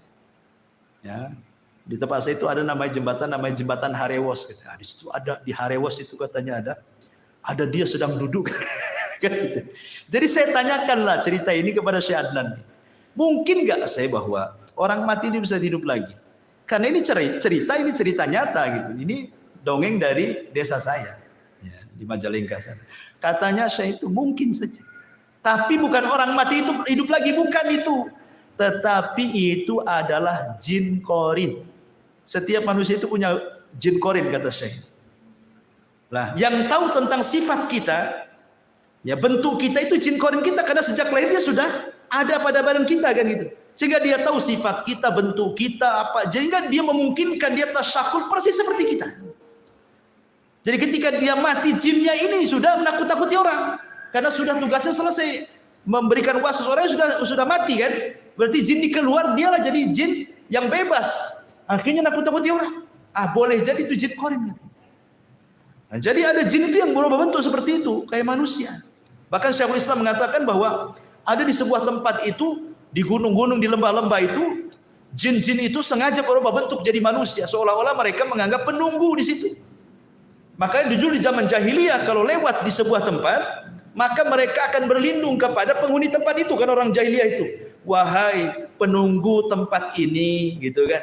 Tolong jangan ganggu saya, ya, saya mau jalan. Akhirnya ngasih sesajen. Maka dari situlah turun ayat wa innahu kana rijalun minal insi ya'udzuna birijalin minal jinni fazaduhum rahaqa. Turun ayat ini. Ya. Dan ada sebagian kalangan dari manusia meminta bantuan, meminta perlindungan kepada sebagian jin, akhirnya menambah kekufuran. Yang anehnya lagi, jin yang dulunya dimintai perlindungan, jinnya masuk Islam, dianya masih kufur. Kan tidak tahu kalau jinnya masuk Islam kan, yang lain nggak nampak. Kan itu ya.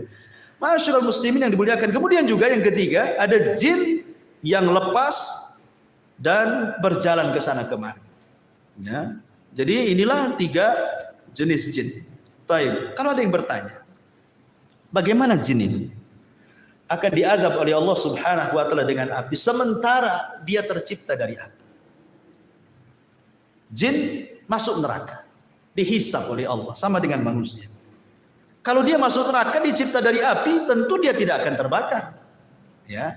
Maka ini dijawab oleh Asy-Syaikh atau Al-Imam Ibnu Aqil dalam kitabnya Al-Funun bahwa jin itu tetap merasakan azab, merasakan sakit kalau dibakar dengan api, sebagaimana manusia juga kalau ditumbuk tanah juga sakit. Karena maksudnya jin tercipta dari api itu asal penciptaannya sama dengan Adam, asal penciptaan dari manusia, tapi anak turunannya tidak dari tanah, ya dari ibu bapak. Makanya kalau antum ambil pisau, antum kemudian iris tangan antum, yang keluar kan bukan pasir, bukan tanah, ya darah kan begitu. Berarti bukan lagi tanah. Jadi hanya Adam saja. Sebagaimana juga dari kalangan jin itu yang diciptakan cuman bukan iblis, ya di atasnya iblis lagi. Ya apa Sumiyah itu siapa namanya, kata Imam Nukatsir dalam Bidawaniyah. Ya iblis ini kan ceritanya panjang. Dalam cerita Israiliyat disebutkan, ini cerita Israiliyat, tidak ada Quran, tidak ada di dalam sunnah. Jadi ketika jin itu merusak di bumi, ya maka malaikat diturunkan untuk memenjarakan orang-orang jin-jin yang jahat. Kalau tidak mau tobat, mereka akan dibunuh, dipenjarakan, dibuang. Sehingga kemudian anak pembesar jin itu, bayinya diambil oleh malaikat, dibawa ke langit, dibesarkan di langit. Jadilah kemudian dia jin yang soleh karena hidup bersama para malaikat. Akhirnya dia kemudian bejat karena tidak mau sujud, jadilah dia iblis. Nah itu ya. Nah, wallahu a'lam, itu kan cerita Israiliyat. Tapi yang jelas bahwa itu asal penciptaannya saja dari api, anak turunannya bukan api. Jadi kalau dibakar dengan api ya tetap sakit. Buktinya adalah Nabi SAW pernah diganggu ifrit dalam sholatnya. Dicekiknya ifrit itu sama Nabi, ludahnya keluar terasa dingin. Kenapa nggak terbakar tangan Nabi? Bukankah katanya dia tercipta dari api? Berarti kan sudah bukan api lagi. Yang kedua, riwayat bahwa Nabi SAW pernah mau didatangkan syihab minan nar. Jadi jin ini membawa kayu bakar yang ada apinya dan hendak membakar wajah Nabi. Dan kalau memang dia tercipta dari api, ngapain bawa kayu bakar, bawa api? Tangannya aja disentuhkan gitu, kan terbakar dia, ya kan? Tunjukkan bahwa dia bukan lagi dari api kan itu kan bapak moyangnya aja yang dari api, turunannya ya dari bapak ibunya jin lah kan itu. Karena jin juga nikah sama dengan kita. Jin itu loh kurang lebih kehidupannya dengan manusia.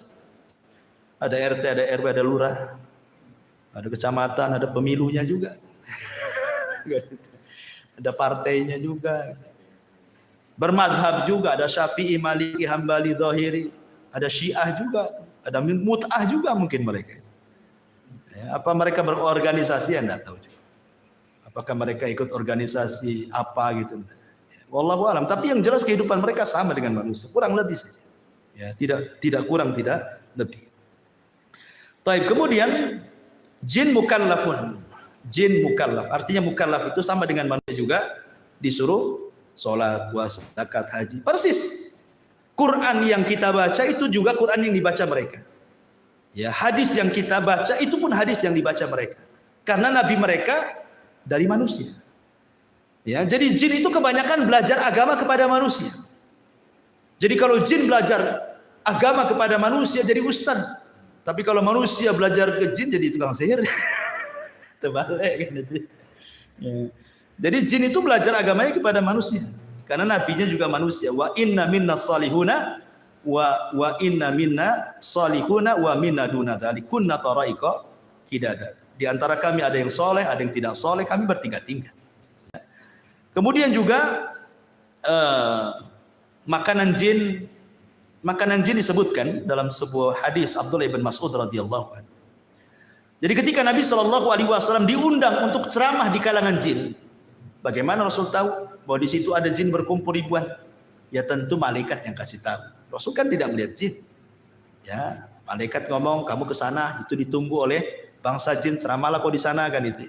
Nah, setelah Nabi SAW berceramah, ketika itu kemudian jin-jin ini bertanya soal makanan. Kata Rasul SAW, ya, maka Rasul mengatakan, lakum kullu admin dzakarasmallah alaihi yaqa'u fi aidikum au farama yakunu lahman.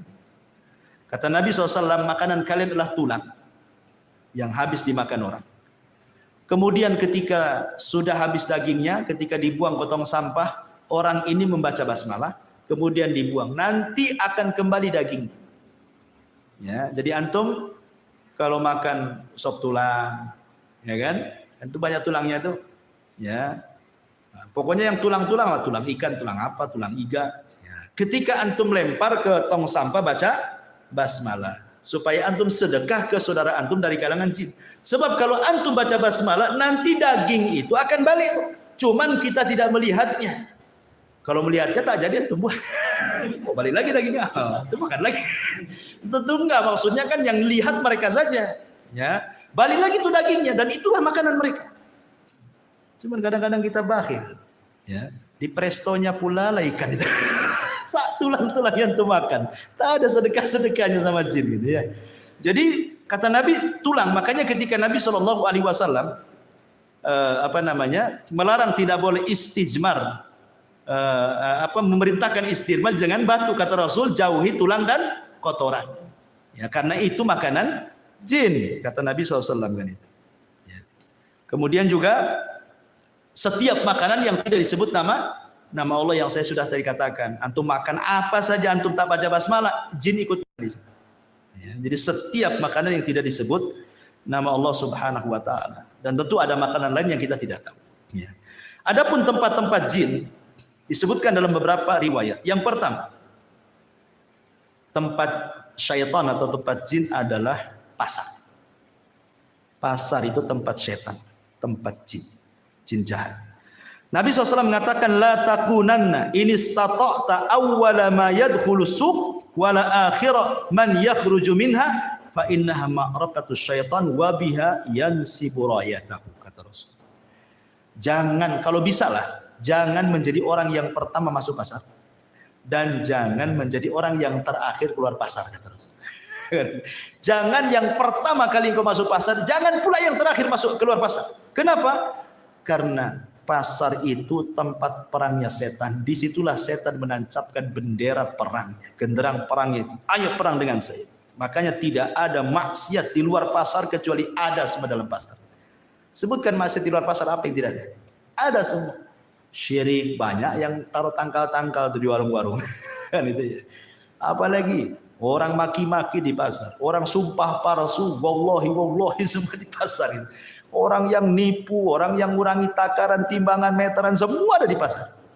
Ya, makanya itu tempat setan. Makanya ada doa orang masuk pasar itu, berdoa. Ya. Kemudian yang kedua, tempat setan adalah kamar mandi hammam. Makanya kita disuruh berdoa, Allahumma inni a'udzubika minal khubthi wal khaba'is. Aku berlindung dari setan laki-laki dan perempuan, karena itu memang tempat jin, syaitan. Ya. Kemudian yang ketiga, hadis Abi Hurairah, sallu fi marabidil ghanam wa la tusallu fi a'tanil ibil. Salatlah di kandang kambing, jangan salat di kandang unta. Maksudnya kandang unta itu tempat unta istirahat. Karena unta itu paling cemburu kalau tempatnya di tempat orang. Kalau kambing antum di situ enggak akan cemburu, kambing cuek-cuek aja. Kalau antum salat di situ diterjang sama tempat dia langsung dikejar antum. Karena ada tabiat setan. Ya, unta itu. Makanya kalau makan daging unta wudu, kalau makan daging kambing tidak wudu gitu ya. Maksudnya tidak batal wudunya. Kemudian juga hadis yang ketiga. Kata Imam Ibnu Taimiyah rahimahullah, al-amakinul lati yunha 'anis salati fiha ka'atanil ibil wal hammami wa hiya al-ma' wasyaitan. Wa kadzalika ma yusafiru ilaihi ba'dun nas minal magharati wa nahwihi minal jibali qasirin li ta'dim tilkal buq'ati bisyami wa misra wal jazirati wal khurasan wa ghairiha wa kullu mawdi'in tu'addimuhu an-nas ghairal masajid wa masyairil hajj fa innahu ma'wa syaitan. Ya, kata Ibnu Taimiyah, tempat-tempat yang diagungkan manusia yang tidak ada perintah untuk mengagungkannya, maka di situ tempat setan. Ya. Pokoknya kalau ada tempat-tempat diagungkan manusia, pada Allah tidak memerintahkan untuk mengagungkannya, kata Ibnu Taimiyah, di situlah tempat setan. Ya. Ya macam-macam, tak kuburan atau tempat keramat gitu ya, gua-gua tertentu, bukit-bukit, kawah-kawah dan yang lainnya, maka kata Ibnu Taimiyah itu tempat setan.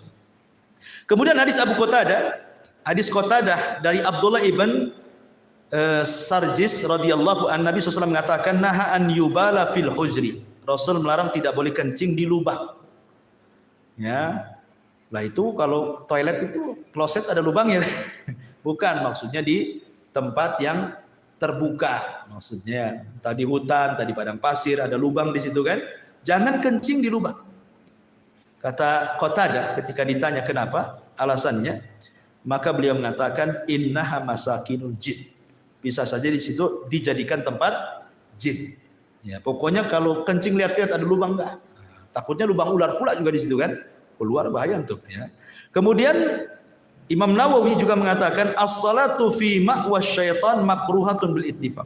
Salat di tempat yang di situ sudah dijelaskan tempat setan hukumnya makruh. Seperti tempat-tempat minuman khamar, diskotik, bar-bar, tempat maksiat. Nah, itu tempat setan di situ. Jangan salat di situ, makruh. Ya. Nah, jadi termasuk juga beliau mengatakan wal kanais wal biya'i wal khususi wa nahwi dzalik. Termasuk juga di kanais tempat-tempat ibadahnya non muslim, ya kan? Dan begitu seterusnya, tidak boleh salat di situ, makruh. Baik.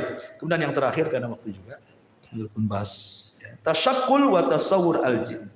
Bahwa jin bisa tasyakul, bisa beralih rupa karena izin Allah Subhanahu wa taala. Tetapi ingat bahwa tidak semua jin bisa beralih rupa, kecuali sudah menghabiskan semua tenaganya. Sebenarnya kalau jin itu beralih rupa, ikhwan, berarti dia sudah lemah sebenarnya. Jadi kalau seandainya antum jalan kemana lah, di kuburan mana gitu, di Tamiang atau di mana gitu ya kan, kok nampak ada pocong gitu ya. Berarti itu jin, setan itu sudah menghabiskan tenaganya, sudah lemah dia. Jadi nggak perlu takut lagi gitu maksudnya. Lemah kalau jin sampai kemudian beralih rupa sudah menghabiskan tenaganya. Ya. Jadi justru kalau makin berani dia lemah sebenarnya. Cuman kita tidak. Kita yang takut kan gitu. Kemudian juga ada yang mengatakan dalam sebuah referensi itu bahwa sebenarnya jin itu beralih rupa karena dukun. Jadi di kalangan jin itu ada dukun juga. Jadi dia datang ke dukun jin, dimantra-mantrai, maka dia akan menjelma seperti apa. Jadi dukun itulah dukun dari kalangan jin yang merubah dia sehingga dia ingin jadi apa gitu ya. Dan itu akhirnya menakut-nakuti manusia. Ada juga jin itu beralih rupa maksudnya mewarnai dirinya. Nah, diwarna-warnai dirinya supaya nampak kok ada kaibat. Ada apa gitu ya, kalau kita jalan di kegelapan tuh seset ada apa aja gitu ya. Tahu warna apa, bisa saja. Ya, karena sekali lagi mereka tidak bisa menyakiti kita. Mereka itu hanya menakut-nakuti saja. Ya, mereka menakut-nakuti dan mereka akan mencari semua media bagaimana kita takut. Ya, entah lewat angin, entah lewat bayang-bayang, entah lewat suara, entah lewat mimpi, begitu. Nah, umpamanya seorang penakut dalam rumah sendirian. Ya, pertama PLN mati. Yang kedua hujan lebat. Yang ketiga apa lagi? Tetangga pula anjing berisik. Hari Jumat, kliwon lagi. Gimana? Kalau penakut ikhwan, padahal itu gorden tuh goyang-goyang kena angin. Antum sangka di situ ada setan kan itu? Ya memang ada setannya sebenarnya, karena setan itu akan masuk di bayang-bayang, digoyang-goyang, di suara angin, di suara apa saja, pokoknya setan itu berusaha menakuti antum supaya antum takut. Makanya Rasul mengatakan kalau antum lewat di sebuah tempat dan menakutkan, maka cukup mengucapkan bismillah wala tubali, kata Rasul. Bismillah, jangan pedulikan. Kata Rasul, cuma simpel saja. Baca bismillah, jangan pedulikan. Banyak istri antum nih, ya takut ya, kan ada wanita-wanita yang penakut. Mungkin karena sejak kecil sudah ditakut-takuti orang tuanya jangan keluar, nanti ada setan. Akhirnya sampai besar pun terpengaruh dengan bahasa itu. Nengok sinetron pula isinya suser ngesot kan gitu. Semua film setan juga. Akhirnya kan kepikiran tuh. Kata Nabi SAW, kalau umpamanya ke dapur dari rumah, lagi hujan, lagi banyak angin goyang-goyang, jangan pedulikan. Memang itu setan, kita tidak syak lagi itu setan dengan nakut-nakuti. Tapi Rasul mengatakan jangan pedulikan, baca basmalah, masuk kamar mandi, kencing, balik lagi, selesai. Ya, jangan sampai terpengaruh. Lagi panggil-panggil, siapa di dapur kata. Kacau itu ya. Baik, saya kira ini disampaikan, lama pula kajian kita. Subhanallah bihamdika, asyhadu an la ilaha illa anta astaghfiruka wa atubu ilaik. Allah ta'ala. Assalamualaikum warahmatullahi wabarakatuh. Salatullah salam